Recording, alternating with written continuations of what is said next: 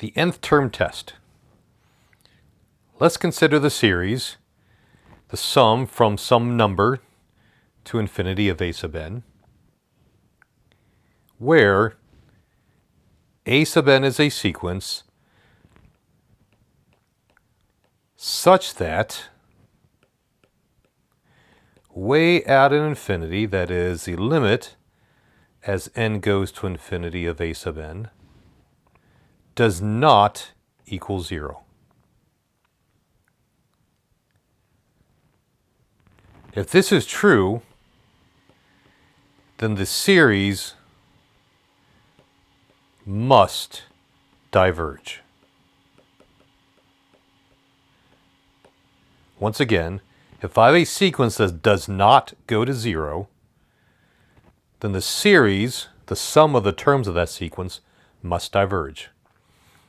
This is called the nth term test, which I usually call the nth term test for divergence, because it only tells me divergence.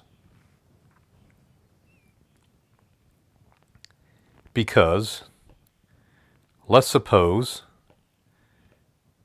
that my sequence does go to 0.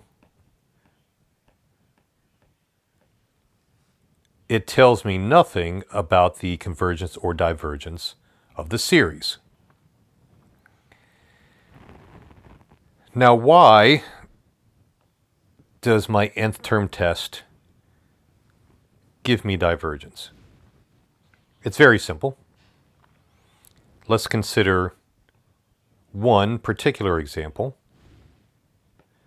Let's do the sum from n to infinity of n plus 1 over 2n plus 1.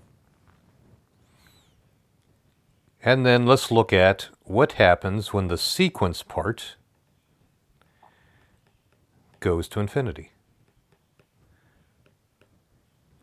Well, by inspection or L'Hopital's rule or whatever else, it's pretty easy to see that the sequence goes to 1/2.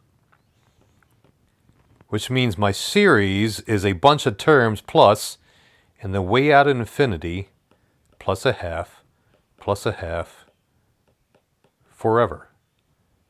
That is, the value never reaches a point and stops, but instead increases without bound. It should be easy to see that if my limit does not go to 0, something similar to this will happen.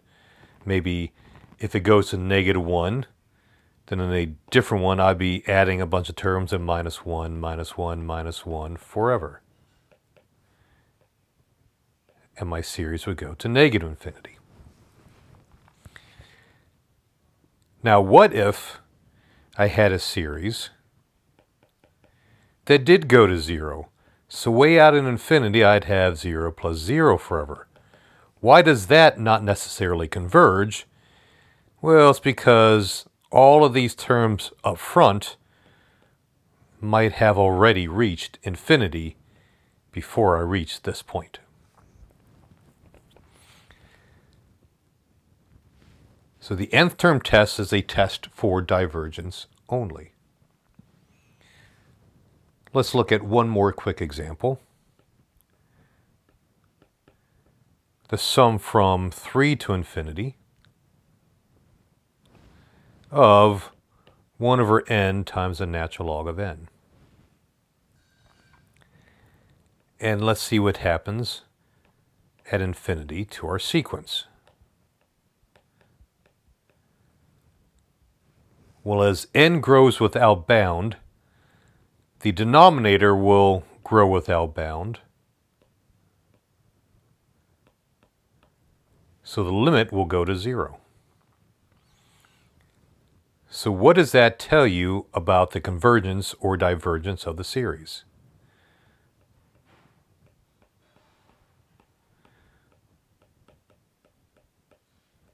Well, since the sum goes to 0, we have no idea. We only know that if the sum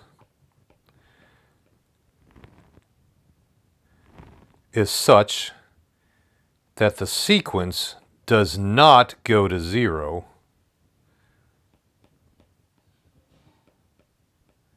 then my series will go to either infinity or negative infinity, because we're adding or subtracting the same value forever.